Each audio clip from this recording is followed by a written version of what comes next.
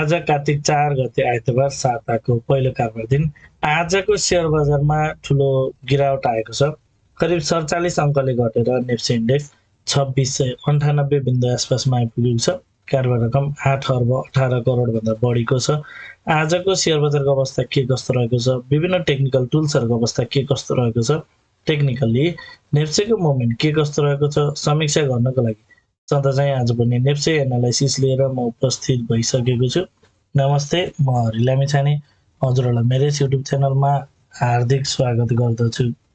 सुरुमा एउटा डिस्क्लेमर, यो भिडियो नितान्त इन्फर्मेटिभ तथा एजुकेसनल पर्पजले तयार गरेको हुँदा यस भिडियोको आधारमा आफ्नो ट्रेडिङ स्ट्र्याटेजी नबनाउनको लागि हार्दिक अनुरोध गर्दछु। स्टडीको लागि, कम्पेरिजनको लागि र रिफरेन्सको लागि मात्र यो भिडियो प्रयोग गर्नको लागि रिक्वेस्ट गर्न चाहन्छु। स्क्रिनमा नेप्सेको प्राइस चार्ट देख्न सकिन्छ। आज भने नेप्सेमा एउटा बेरिस क्यान्डल बनेको छ, बेरिस मरबुजु टाइपको क्यान्डल बनेको देख्न सकिन्छ र कारोबार रकम चाहिँ 8 अर्बभन्दा माथिको छ। एभरेज कारोबार रकम भन्दा पनि थोरै केही बढी आएको छ आज कारोबार र मार्केट चाहिँ अलि ठुलो अङ्कले नै घटेको देख्न सकिन्छ। अगाडिसम्म चाहिँ एउटा राम्रो मोमेन्टम साथ बजार अगाडि बढिरहेको थियो। आजको क्यान्डलले भने एउटा करेक्सनको फेजमा मार्केट गइरहेको अवस्थामा देख्न सकिन्छ। अब आजको इन्ट्राडे चार्ट हेरौँ। आज मार्केट ओपन हुँदा नै प्री ओपनमा नै मार्केट चाहिँ करिब 12 अङ्क जति घटेर खुलेको थियो। त्यसपछि एकदम बजार एग्रेसिभ फल भएर लगभग 50 अङ्कभन्दा पनि बजार धेरैले घटेको थियो र केही समय तल्लो लेभलमा साइडवेज बसेर बजारले चाहिँ एउटा इम्पल्सिभ राइज गरेर बजारले चाहिँ बजार केही हरियाली पनि बजारमा चाहेको थियो। बजार चाहिँ 50 अङ्कले घटेको बजार केही बढेर माथि पनि गएको थियो। अगाडिको क्लोजिङको दाँजोमा केही पोजिटिभ पनि भएको थियो, तर फेरि बजार चाहिँ त्यसपछि भने पुनः सेलरहरू आएको हुँदा बजार चाहिँ फेरि पनि घटेर लगभग 48-50 अङ्क नै घटेर चाहिँ बन्द भएको छ। सुरुमा घटेर जहाँ आइपुगेको थियो एउटा माथितिर एउटा रिकभरी फेजमा मार्केट गएर फेरि पनि बजार घटेर चाहिँ त्यही लेभलमा आएर नै बन्द गरेको देख्न सकिन्छ। सो ट्रेन्ड के छ भने बजारले चाहिँ इन्टरनल रूपमा नै आज माथि करेक्सन जुन एउटा पुल ब्याक चाहिँ दिएर यसरी तेज एग्रेसिभ घटेको बजार माथितिर एउटा पुल ब्याक दिएर इन्ट्राडेमै एउटा मार्केटले एउटा करेक्सन दिएर चाहिँ फेरि पनि डाउन कन्टिन्यू गरिरहेको हो कि भन्ने इच्छामा यो प्याटर्नमा चाहिँ मार्केट रहेको रूपमा विश्लेषण गर्न सकिन्छ। सो अहिले चाहिँ मार्केट माथितिरको च्यानल सकाएर चाहिँ फेरि पनि डाउन साइडको च्यानल क्रिएट गर्दै बजार तल जान खोजेको हो कि भन्ने हिसाबले हामी लिन सक्छौँ। अब 15 मिनट्स टाइम फ्रेममा 15 मिनट्स टाइम फ्रेममा मार्केट स्ट्रक्चर बुलिस नै छ र बजारले एउटा हाई क्रिएट गर्यो, एउटा करेक्सन पश्चात बजारले फेरि माथि गरेर एउटा हायर क्रिएट गरेर अहिले बजार चाहिँ एउटा जबसम्म यो 2642 फ्लो ब्रेक गर्दैन तबसम्म यो आएको फल चाहिँ नर्मल करेक्सन हो कि भन्ने हिसाबले नै हामीले लिन सक्छौँ र बजार यसरी करेक्सन आउने क्रममा कुनै एउटा लेभलबाट बजार माथितिर जाने प्रयास गरेको थियो, तर माथि जाने क्रममा अगाडि गाईलाई पार गर्न सकेन र बजार इन्टरनल्ली फेरि पनि एउटा तलतिर चाहिँ गइरहेछ।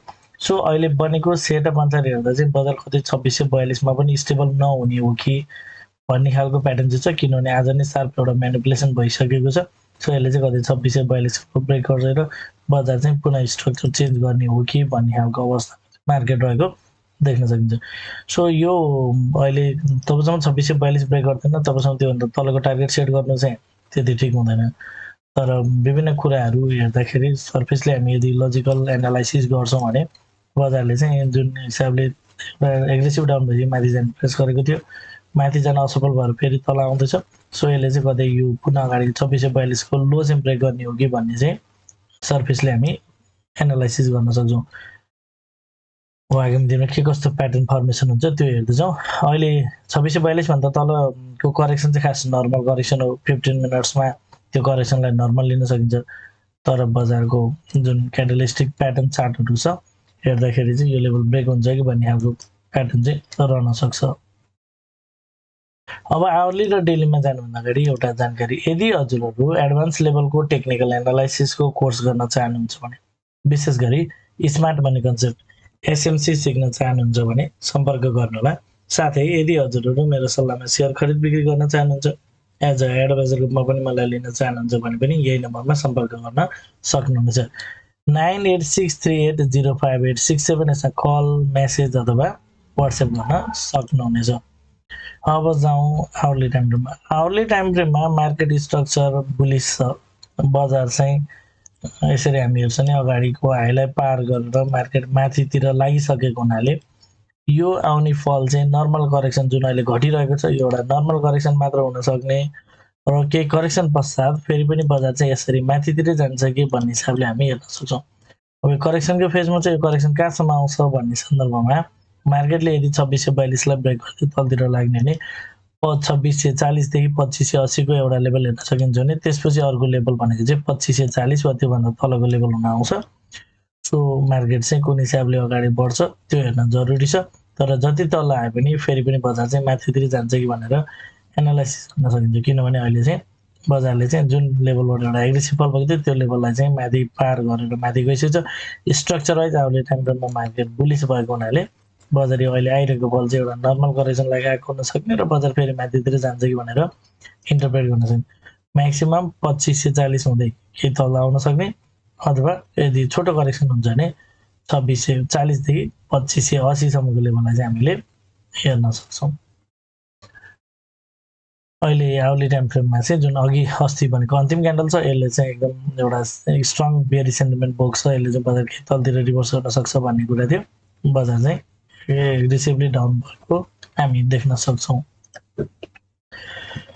अब डेली टाइम फ्रेममा अघिल्लो हप्ता नै एउटा बेयरी सेन्टिमेन्ट बोकेको क्यान्डल थियो, एउटा बेयरिस क्यान्डल बनेको छ। यो क्यान्डलले चाहिँ माथि गइरहेको बजार केही रिभर्स हुन सक्छ भन्ने कुरा थियो र यसको यो क्यान्डल पक्कै पनि भ्यालिड हुन्छ होला। लोवर टाइम फ्रेममा अगाडिको चार्टहरू हेर्दा चाहिँ जुन अन्तिममा एउटा फल भएको थियो आवर्ली टाइम फ्रेमको क्यान्डलहरू हेरिरहँदाखेरि यो बजार चाहिँ यो क्यान्डल भ्यालिड हुन्छ होला भन्ने कुरा थियो र त्यो क्यान्डल चाहिँ भ्यालिड भएको छ। एक हिसाबले भन्नुपर्दा जुन हिसाबले तलबाट बजार चाहिँ यसरी माथि गइरहेको थियो, माथिबाट चाहिँ एक लेभलको करेक्सनमा जान सक्ने अगाडिको क्यान्डलले इन्डिकेट गर्थ्यो र आजको क्यान्डलले चाहिँ अगाडिको क्यान्डललाई भ्यालिड गराएको छ। यसले चाहिँ बजार केही करेक्सनको फेजमा जान सक्ने इन्डिकेट गर्छ। मार्केट चाहिँ यसरी एउटा करेक्सनको फेजमा गइरहेको अवस्थामा चाहिँ देख्न सकिन्छ। अब यो करेक्सन कतिसम्म लम्बिन्छ त्यो हामी हेर्दै जाउँ र म्याक्सिमम बजार यदि फल हुन्छ भने पनि 2540 देखि 2440 को लेभलबाट चाहिँ यसलाई चाहिँ ब्रेक नगरिकन यही लेभलबाट बजार चाहिँ माथि फर्किन्छ कि भनेर हेर्न सकिन्छ। एक हिसाबले हामी भन्छौँ भने बजार चाहिँ यसरी तल आइरहेको बजार यसरी माथिबाट कुनै यो लेभलबाट चाहिँ यसरी माथितिरै फर्किन्छ कि भन्ने हिसाबले इन्टरप्रेट गर्न सकिन्छ। ओके, अब कन्क्लुजनमा जानुभन्दा अगाडि फेरि पनि एउटा जानकारी, यदि हजुरहरूलाई मेरो एनालाइसिस मन परिरहेको छ अथवा यो भिडियोले हजुरहरूलाई सहयोग पुर्याइरहेको छ भने भिडियोमा एक लाइक भने अवश्य गरिदिनु होला। मलाई केही सल्लाह सुझाव अथवा प्रतिक्रिया छ भने कमेन्ट मार्फत दिन सक्नुहुन्छ। पहिलोपटक यो भिडियो हेर्दै हुनुहुन्छ भने च्यानल सब्सक्राइब गरेर नियमित रूपमा जोडिनु होला भन्न चाहन्छु। अब कन्क्लुजनतर्फ जाउँ। ओके, आजको डेली टाइम फ्रेमको क्यान्डल हेर्दा एउटा स्ट्रङ बेयरिस क्यान्डल बनेको छ। यसले चाहिँ बजार डाउन साइड नै कन्टिन्यू गर्छ। अगाडि क्यान्डलले एउटा रिभर्सलको इन्डिकेसन गर्थ्यो र त्यो क्यान्डलको चाहिँ कन्टिन्युटी दिएको छ। यसले मार्केट डाउन कन्टिन्यू हुन सक्ने इन्डिकेट गर्छ। त्यस्तै आवर्ली टाइम फ्रेममा पनि बजार चाहिँ माथि गइरहेको बजार एक लेभलमा बढ्न सकेर चाहिँ यो माथितिरको प्याटर्न एउटा इम्पल्सिभ मुभ सकाएर चाहिँ फेरि करेक्टिभ मुभमा जान खोजेको हो कि भन्ने खालको प्याटर्न देखिएको छ र यो नर्मल्ली एक्सपेक्टेड पनि हो। त्यस्तै 15 मिनट्स टाइम फ्रेममा चाहिँ मार्केट स्ट्रक्चर ओभरअलमा पोजिटिभ नै छ, तर मार्केटले इन्टरनल स्ट्रक्चर हेर्दा चाहिँ अब 2642 लाई पनि ब्रेक गर्न सक्ने चान्सेस चाहिँ राख्छ कि भन्ने हिसाबले हेर्न सकिन्छ। ओभरअलमा बजार चाहिँ एउटा करेक्सनको फेजमै रहेको, यसरी माथिबाट चाहिँ एउटा हाई क्रिएट गरेर चाहिँ मार्केट करेक्सनको फेजमा रहेको देख्न सकिन्छ र 5 मिनट्स टाइम फ्रेममा पनि बजार चाहिँ एउटा करेक्सनको फेजमा अथवा एउटा बेयरिस ट्रेन्डमै 5 मिनटमा त बेयरिस च्यानल छ, एउटा बेयरिस ट्रेन्डमै मार्केट रहेको रूपमा लिन सकिन्छ र बजार जति तल आउँछ त्यो बायरहरूको लागि चाहिँ राम्रो हुन्छ भने सेयर होल्डिङ गर्नेको लागि चाहिँ त्यति सुखद हुँदैन।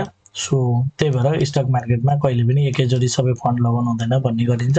सो जति तल आउँछ थोरै थोरै गर्दै बाई गर्दै तल आयो भने पक्कै पनि राम्रो हुनसक्छ र बाई गर्दाखेरि एकैचोटि ठुलो फन्ड चाहिँ लगाउनु हुँदैन। त्यो चाहिँ किनभने मार्केट कताबाट कतिखेर रिभर्स हुन्छ थाहा हुँदैन। जति तल आउँछ आज किन्दै जाने, जस्तै आज 1000 कि त किने भोलि 2000 पर्सि 3000 तल आउँदाखेरि चाहिँ धेरै क्वान्टिटी किन्न सक्ने पैसा चाहिँ राख्यो भने पक्कै पनि त्यसले चाहिँ राम्रो गर्छ कि भन्ने मेरो आफ्नो पर्सनल ओपिनियन रहेको कुरा सेयर गर्दै आजको भिडियो एन्ड गर्न चाहन्छु। हवस् त, धन्यवाद, नमस्ते।